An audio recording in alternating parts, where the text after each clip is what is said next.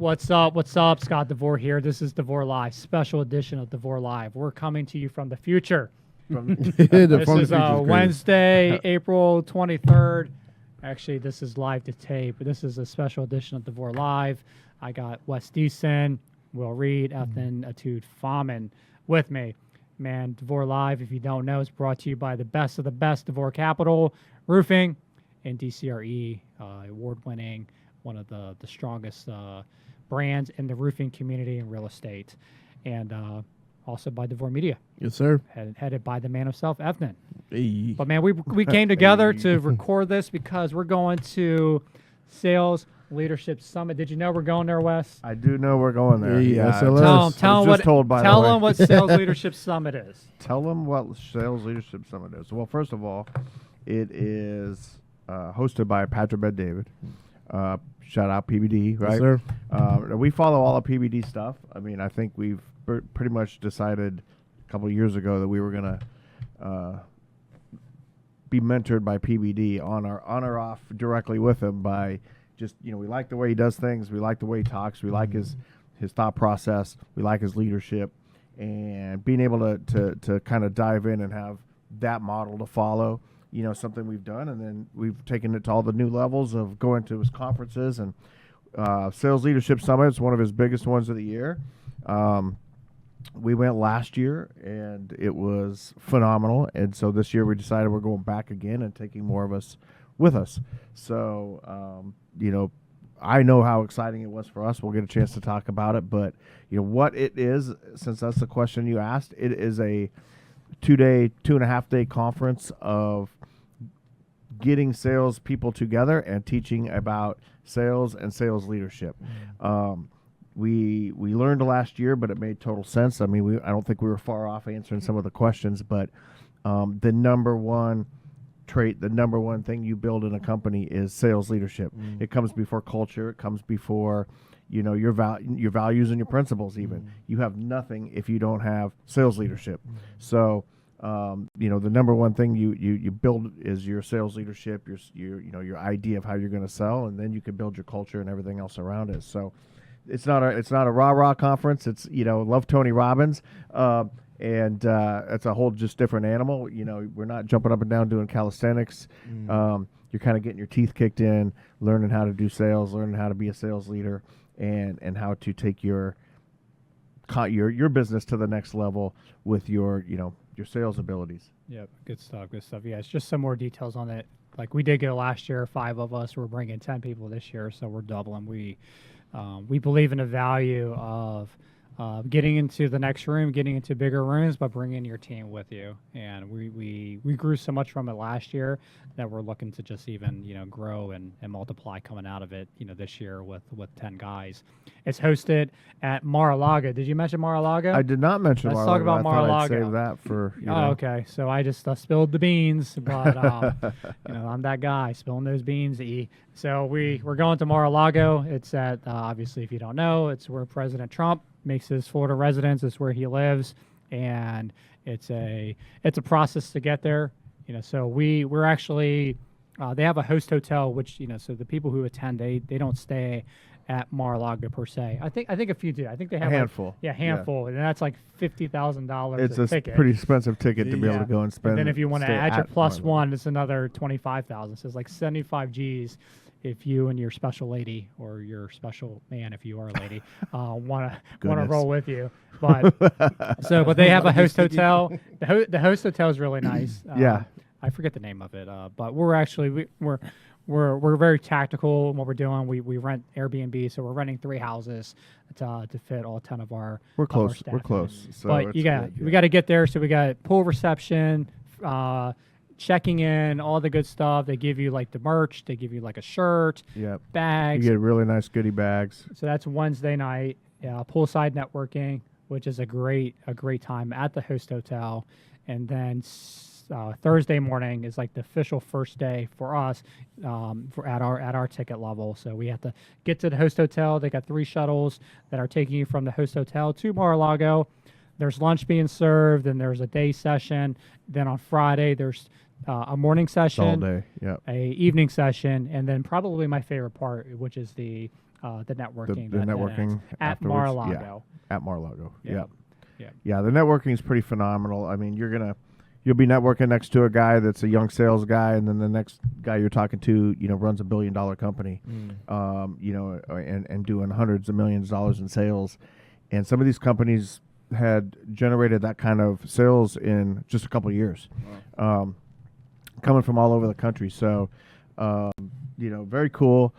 Trump didn't make it last year. He was in court in New York at the time, I think. So he was a little tied up at the moment, but maybe this year he gets a chance to stop by and say hello. Knowing PBD, that would be pretty cool. There. Yeah. If at all possible, I think that would be pretty cool. Obviously, was the timing last year before the first assassination attempt? It was. Yeah. He was literally going through the New York tribunals, if you of at that time with all that nonsense, and so he was in court every day. So there was no chance he was there, but the family was there. A couple of people got to see Barron. He popped out a couple times. Just it's his house. He's just kind of hanging out. I don't know where the place is huge. It's not like if he wants to hide out, you're gonna he can hide out. You're not gonna see him. But Secret Service will probably be a little. It was there last year. Probably be a little higher effect this year, no matter what. Especially if the president does make an appearance, it'll probably be pretty well felt. You get too far, you start wandering around thinking you're going to see something, you get stopped. Yeah, you do. Yeah. Just you stay where you're supposed to stay. So, Will, it's your first time. How many times have you been to Mar-a-Lago? 17. 17. Okay. 17, yeah. So you're going back for the 18th time, but no, your first time going. Absolutely. What's your thoughts and excitement level heading into it? I'm excited about it. It's just that piece of real estate is just symbolic of a lot of different things. Especially it only cost $18 million. I mean, right. Yeah, it's been around a long. It's been around a long time, and there's something for. The exclusive nature of it, so it's you just can't get there randomly, and to get the opportunity to go to participate, there's something about being in the room with other people that see the value of being in a very exclusive room, so I'm excited about that because this isn't the banquet room at the back of the Golden Corral, you know what I'm saying? Right. This is different. Right. Yeah, it is, or a conference with, 10,000 people at it, and there's nothing wrong with those, but just totally different atmosphere for sure. Have you ever been to anything like that, E? Nah, man, I think the closest thing I've been was the Vault, but that was, 10,000 people. No, it was like 6,000? 6. Yeah. It'll be 10 this year, but yeah, for sure. Nothing that exclusive, for sure. Yeah. Sounds good. So, PBD, right? Industry leader, absolute dog in the business world. Always has new things, new trends. Man, what are you guys expecting? Any different themes? Anything you think he's gonna pull out? Of one of his bags, he's gonna change it up. What do y'all think? Yeah. So we've been through a couple cycles of PBD events, and I think Wes put it beautifully, where we grow a lot of our business based off of milestones that PBD does with his team. So we're customers of Bet David Consulting. We get coaching mentorship through PBD, through BizDoc, and we have a direct sales rep, Taylor DeGrande, who we work with. Shout out to her. And, the mindset of how he grows, I was attracted to PBD and, the fact that he built a company from zero to a 9-figure exit, almost $300 million or something like, DeVore Capital, we're trekking to do the same thing. And the way that he structures like his year is SLS is the first conference, then we got the Vault conference, and then we wrap it up at the end of the year with our business planning workshop. So this is like the first major milestone Patrick Bet David event, and it's perfectly timed, especially for us and what we do. So a lot of our services is home services, specifically roofing, and we're just now getting into like the peak sales season is just underway. So to head into SLS Sales Leadership Summit to get kind of the data dump from PBD of where his brain is on how to be elite in sales right now in the month of April, and bringing 9 other people, 3 of us at the table and 7 others to that, to get them just motivated, pumped up, get the vision, and most importantly, to learn the skills to be a driver. So when we went last year, I took away two things. Wes, you already mentioned one of them, which was if you're starting from zero, and you like list like 20 different people that you need in your company, from like an accountant to operations manager to production, the person that you build around is a sales leader. And so I had to internalize, I need to be a sales leader, because I'm just not a natural like salesperson. That just wasn't my thing. I think a lot of people, even from what I heard from PBD and BizDoc, when you're a CEO, usually come from two different main departments. Either you come from the product side or you come from the sales marketing side. And I actually kind of don't really come from either. I'm just more of an entrepreneur looking for opportunities. But I just had a lot of experience, through my 15-year corporate career. So just to kind of bring this point home, I knew that I had to shift my whole mindset to be a sales leader myself, to the point where I made our word of the year sell and drive. So that was like the main thing for me, because I know it's going to be more kind of honing in on that whole aspect, because sometimes you can kind of get lost in the sauce. We've been throwing that around because we just do so many things. Well, we do so many things that we kind of forget that the most important thing is sales. And I know internally we've been really kind of focusing back on like the main thing. We need to bring more sales into the business, solve for that first before everything else, including brand, including all the other things that we have to do to run the business. So that's what I'm looking forward to. It's cool because we're going to take 6 people with us that didn't go last year. So, anytime that you feel like you can get somebody excited, somebody that comes back with a new passion, a new vision, new dream. I never take a conference lightly. I always try to go with the purpose of coming back with something fresh and new. So it's a good springboard. So if we just get a couple people on fire, come back, that elevates their sales to the next level, then this conference is paid for itself and then some, right? But this particular conference is a little different in sorts, because it's not something that you necessarily come back, you're fired up. You go, you might come back to do a little extra for a little bit. And that's what you're hoping to get out of it.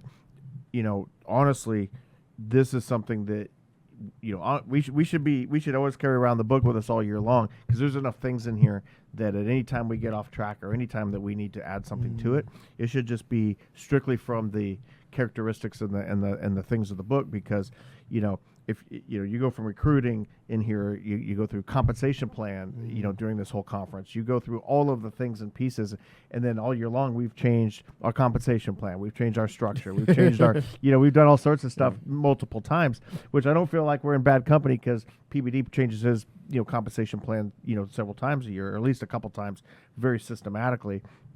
And so, just learning those things, I don't think anybody wakes up and is just a phenomenal business owner day one. You've got to learn, and where else, college is expensive, right? You're going to go for several years. To me, this is just, continuing education. And if you don't have that, then I don't think you're ever growing. As you can come to work every day, but that means nothing if you're not really growing or moving or getting anything accomplished. Yeah. I think one thing you said something that was powerful. Like, you get in these rooms, oftentimes you go to college and you learn things and you learn theories and ideas, but to go where there's industry leaders rubbing shoulders with, and you're sharing like failures, and you're sharing like, man, this didn't work, hey, this could work, and it gives you a sense of, man, like there is it's been tried and it's been tested.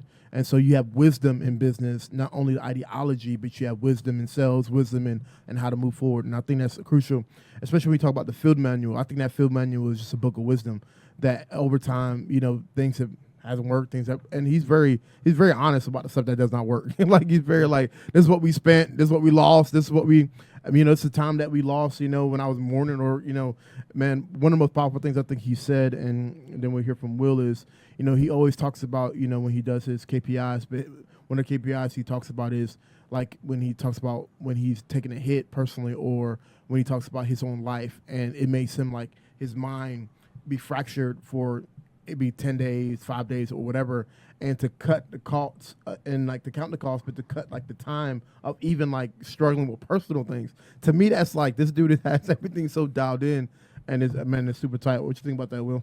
I think it's a good example of not only how to how to lead the business, but how you lead your life. For sure. Right? Because if your personal life and your family life is in disarray, your business is going to be in disarray.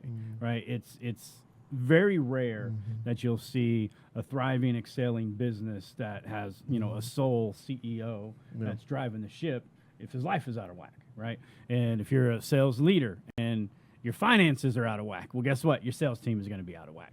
So to see kind of the transparency of someone like PBD, because there's a lot of good leaders and coaches and people that have been there, done that. And I think where a lot of people fail is, they're like, all right, I'm going to follow PBD.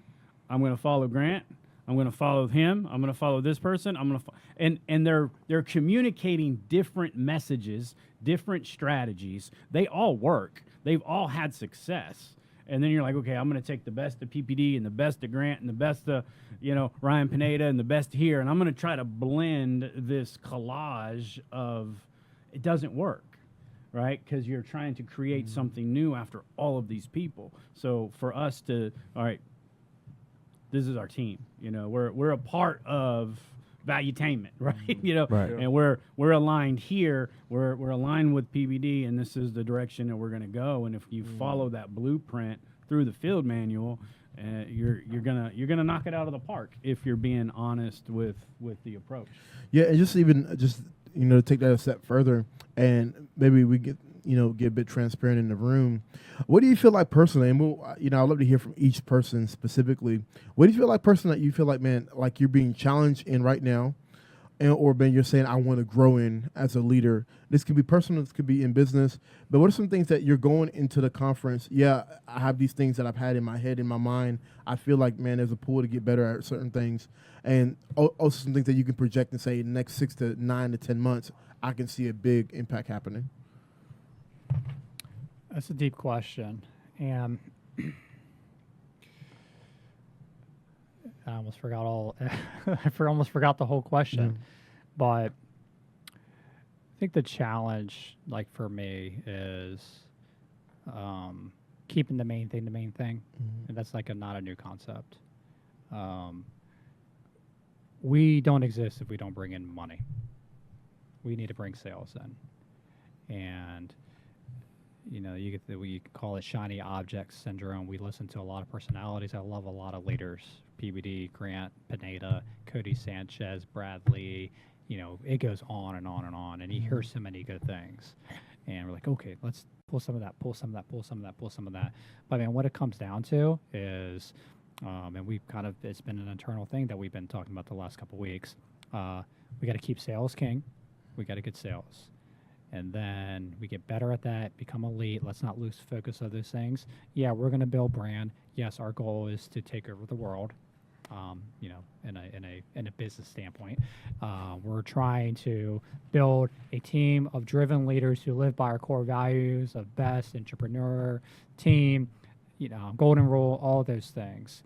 But man, we start doing all these things. Our staff has grown so much over the last couple of years because we see these things. Okay, if we want to be an elite business, let's do it like this because those guys do that. Okay, we need to add this component. But man, I think it's just really coming back down to the focus of sales is king, to like master that, excel at it, and then doubling down on what works. Because I'm always wanting to do new things. Like there's the quote, "Fortune favors the bold."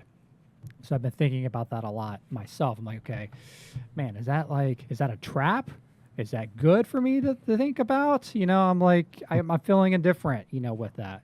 But to kind of bring this point home is I need to remember sales is king. That's the priority.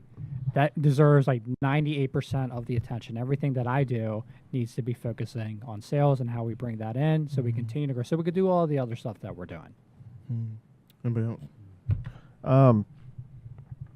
I think it's kind of crazy because all year long, certain things change, and you start thinking about different things that you want to get accomplished. And just like we, can run into the trap sometimes, you're trying to do them all at the same time, because at different times, different things happen. I'm even looking through this book, just different things, and I'm like, oh yeah, oh crap, yeah, oh we talked about that, oh yeah, and then some of the even some of the personal things that I wrote, and so when you're thinking of, what I'm trying to go with from an accomplished level standpoint, I'm going to keep more of an open mind to that this time, rather than I know exactly what I'm hoping to hear or what I'm hoping to come out of it, because I think it always, you don't know until something catches you, something you hear.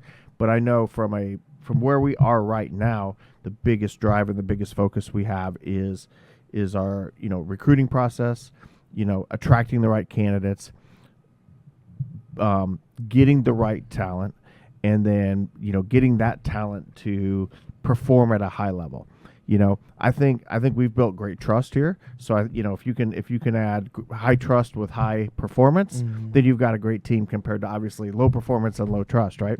So, it's just, there's a lot of people out there doing, that are high performers, and it's, trying to learn or learning those things and kind of getting yourself in a place where you can attract high performing people, and then also hold them accountable to being high performers all year long. Yeah. That's a hard thing to do, because everybody's going to perform high at some level, and then they're going to drop off, and you've got to be able to be excited when they're high, but also excited when they're not high, and then be able to drive them and get them back into that place. And that's just a constant focus, a constant thing. At the same time that we're building systems and we're doing all these other things,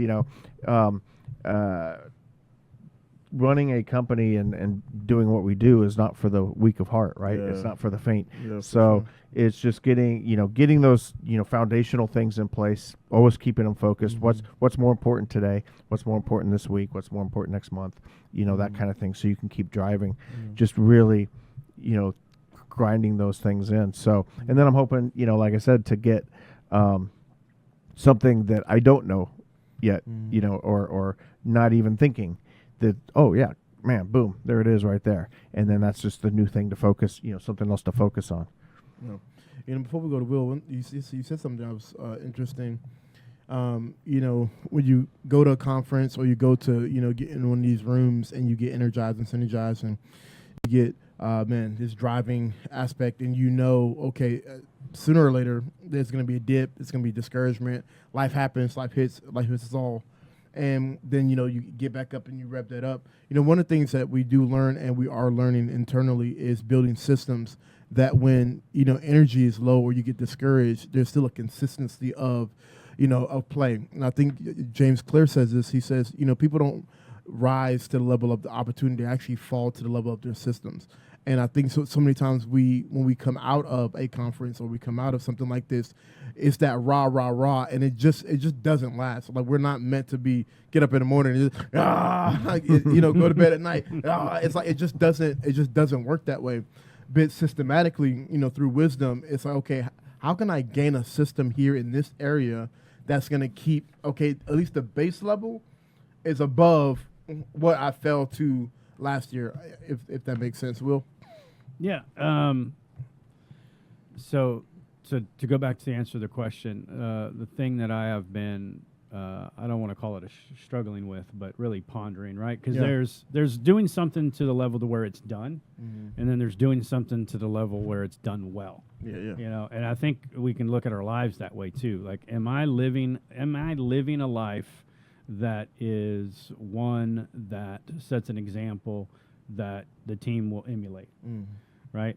Because the team will rise and fall to the level of leadership they have over them 100% of the time. And that's the same thing in your family. Your family will rise and fall to the level of leadership that you give them.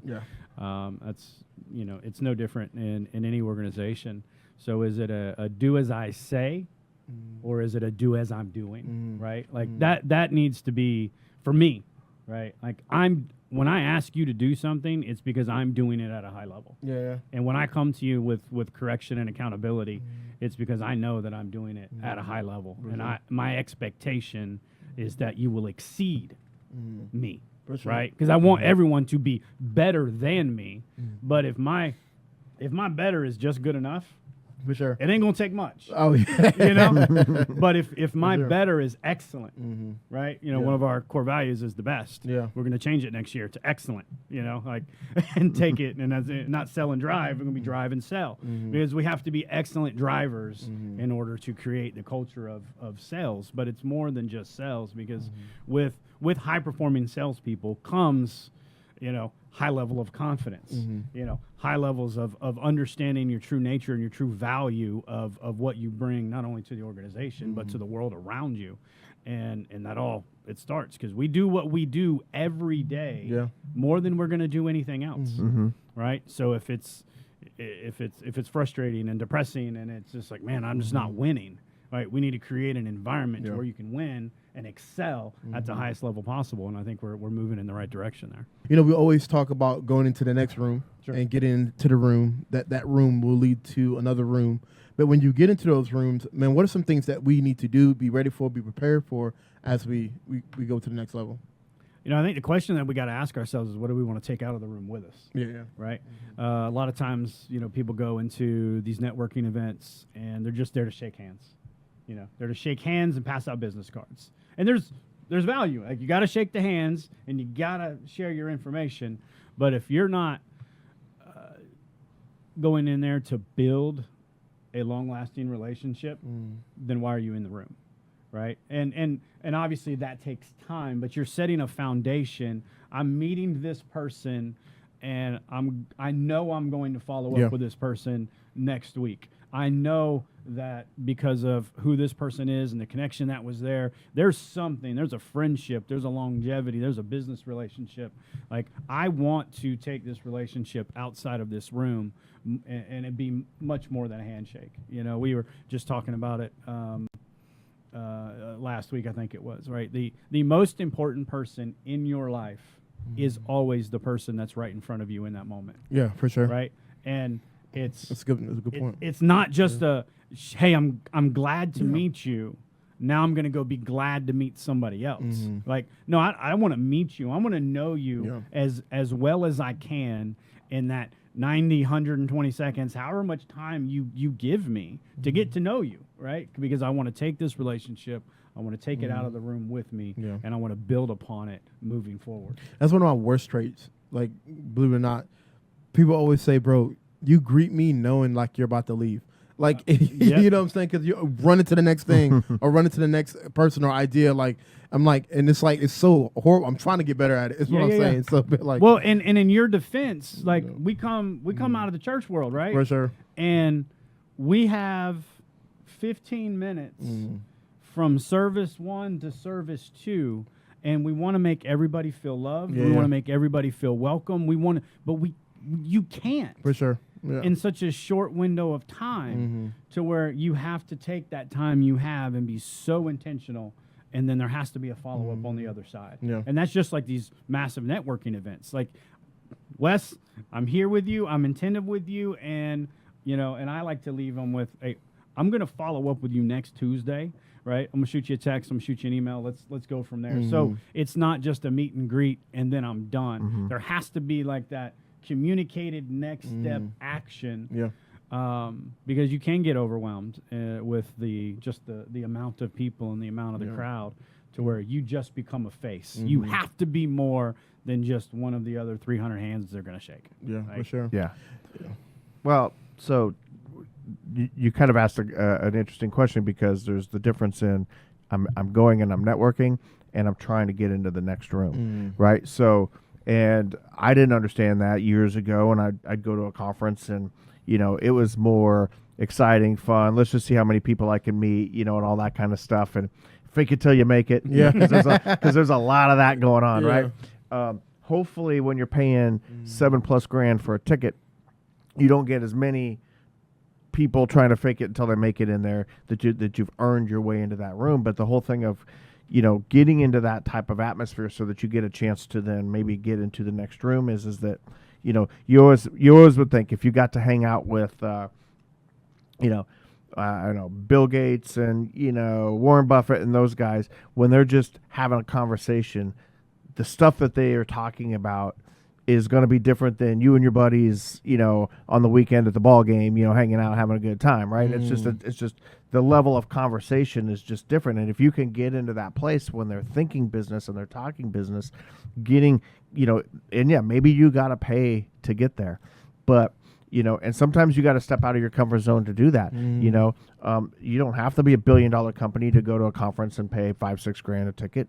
But the reason those, and I see messages all the time. Like I follow the greats. I follow Anthony Robbins and those guys, and then he'll throw out a thing and the ticket's $5 grand, and people, well, that's crap. Why is it so expensive? It's because it's how much is your level of education and your level of commitment worth it? Yeah. If the ticket was $39.95, I'm not going because there's probably no value to go. I'll show up afterwards and just shake hands, as everybody's coming out kind of thing, and pretend I was there because I'm $39.95 for a weekend of information. Probably not the best conference in the world. You go with a different attitude when you lay down 5 G's to go to a 2-day conference, and because of that, the information translates different and stuff like that. And then when you can get into those bigger rooms, you're going to receive the information differently. For sure. The guy giving the $39.95 conference, he might be laying down some really good info, but you're not going to receive it the same way because it took you nothing to get there. Yeah. And so, not saying that the only way you can go get good get in that next room is to spend a bunch of money, but there's a reason that we strive, and I know that our commitment is to try to always work to get into the bigger rooms, because as we do that, we get bigger information. Yeah. We get there's somebody different that you're going to meet at a different level that can benefit your business. You can benefit them, build those long lasting relationships. And so that's kind of the exciting part. And then we're taking a couple young sales guys with us, and they've never been to anything like this, and so It'll blow their minds. Yeah, it's good. This is gonna blow their minds compared to anything that probably they could get into, and so going, and then the flip side, networking. So that's the whole other angle. Have your elevator pitch ready. What are you gonna do if PBD walks out and you get a chance to shake his hand? Oh, hi. Duh. I mean, it also teaches you to not be in awe of anybody, or like, oh, he's so much better than me, or oh my God, whatever, he's got a nice suit on, he must be worth millions. It's more of a thing of, I can actually walk up to that person and be confident. Maybe I'm not making millions today, but I can still walk up to that person and be confident. Hey, how you doing? Nice to meet you. How's it going? What are you learning? Great. This is what we do. This is what you do. Great. That's awesome. Let's connect. Let's share. Boom, boom, boom, boom, boom. And so, that which can also then translate to that confidence when they come back as well. So, I there's a lot that goes into that question of getting into the next room and learning, right? Especially in the entrepreneur space, right? There's legacy money, right? It's generational type thing, but most entrepreneurs don't have that, and they've built themselves. Like PBD is a prime example. Iranian immigrant came, worked hard, built, Killing the game. And that's what most people in those rooms are. They're self-built, team-built, and if and that would be my encouragement to our team, is like almost everybody in that room at one point in time was probably where you are, and now you can see. So it's like you can see where you're at. And, absolutely. Probably we talk about the next room and getting into the rooms. One of the things that I like about Patrick Bet-David the most is he's built the room, right? And that's what I want to learn, is how do you build the room, right? Because he doesn't have a shortage of people trying to get. They talk about like their leads, right? They have so many leads coming in for their consulting business that, right, you can't respond to them all because there's just so many of them, because they've built the room people want to get in. You don't get to a place where you have you got President Trump coming and sitting on your podcast. You have all of the business greats of our time that are just flocking into his room because he's built the room, and that's pretty cool, man. Yeah, I know for sure. It gives us all hope. I mean, it gives us all, I think, maybe plan, maybe strategy, and gaining wisdom to be able to take, personal lives and, the business and the things that we do, to the next level. Man, that is our episode for today. We conclude DeVore Live SLS edition. Next time you see us, we'll be new and approved and ready to go. We'll This be is- recapping. Yeah, we'll be recapping. recapping SLS and having a whole other conversation about it. For sure. It's DeVore Live, brought to you by DeVore Media. And obviously the things that we do here are DeVore Capital Roofing, that is residential and commercial, and DCRE. Man, stay tuned for the next episode. See you guys. Have a blessed day.